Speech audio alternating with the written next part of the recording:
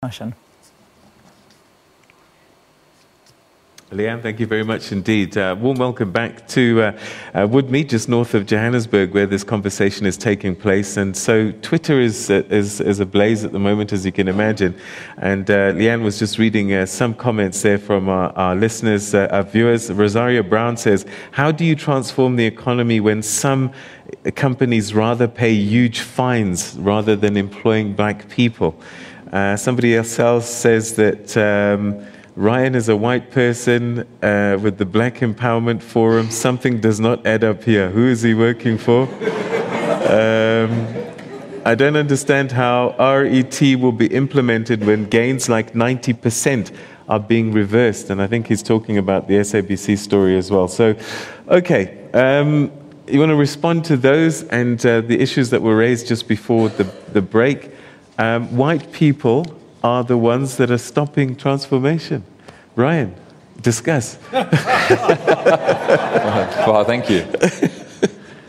To answer that question and some of the people in the audience, President Mandela said in 1994 that we need transformation. Have we succeeded? Absolutely not. We are failing dismally. Just look at the SAA. 3% of procurement goes to black-owned companies. That is a diabolical failure. And do we have the tools? So where should we be going? We should be breaking down tenders. Instead of for the large monopolies and the large companies that are colluding together. Stop enabling them. Break tenders down into smaller work packages to enable the small SMMEs and the EMEs. That's number two. Number three, we have the tool. We have triple BEE. We have legislation that got passed that is supposed to be more aggressive. It's supposed to hold you criminally liable. The most suspicious thing I've experienced is 51% black-owned companies. Because let me tell you right now, that's got white control behind it. And half the time, you find that it's fronting. Okay. In fact, more than half the time. In all the experience that I've had, it's always fronting. All right. So The SAA monitoring and the policing of triple BEE needs to be activated aggressively. So SAA is not a white-owned company, but they're performing badly according to you. He said white people are the ones that are a problem. It sounds like you're saying government is the problem. There's certain people that need to be held responsible, absolutely. We also have an odd process where you'll have changes in administration on SOEs, changes in boards. You'll have a board change, yet the executive remains the same. The executive is consistent. All they have to do is build a blockade if they don't like the board, and then survive their change.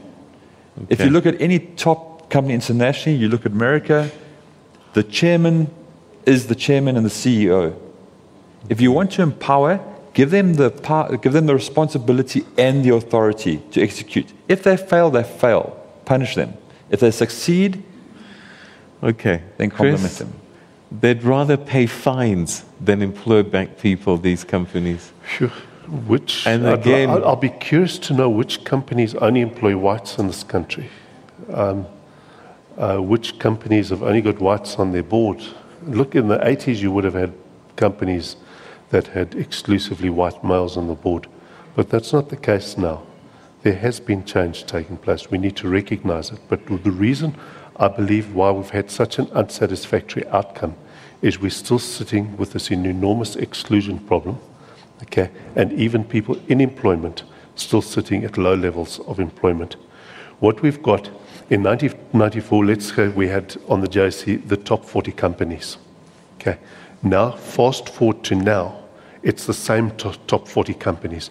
We have not created the next set of top 40 companies to actually expand, to make these opportunities available and open the economy up. Right, and that is really the bottom line. Without economic growth, right, we will sit here in generations' time and still be bemoaning the same things. Right, if one wants to expand, if one wants to solve the problem and improve inclusion, etc., you have to have massive growth. For that massive growth, you need to be able to attract capital into the economy, on a massive scale. Okay? And that's what we're not doing. Okay. And that's what we have to do. That is a reality. All right. No matter how much we can say speeches, draw pictures, whatever, the reality is we need to create our own capital. And we're one of the strongest economies in Africa to do that. Because I think South Africa has a deep savings culture, but a policy structure that is anti-savings. The Reserve Bank, anti-saving. The National Treasury and the tax policy, anti-saving. I'm going to hurry us along because we're running out of time. But Mzwanele, we're saying the same things over and over again. JSE, I think over half of that is foreign investors. We talk about foreign direct investment. Isn't that FDI? Or are we saying that we only want shareholders on the JSE not from abroad, but all from South Africa? What are we saying?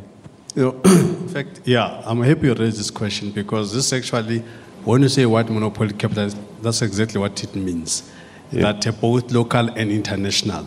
So both the local guys and international put together, they make 97% of the ownership of the JSE. That's what must change if we have to do this. And in order for us to go to the next step, what we must do as a country. In fact, I think the junk status gives us an opportunity. It's actually an opportunity.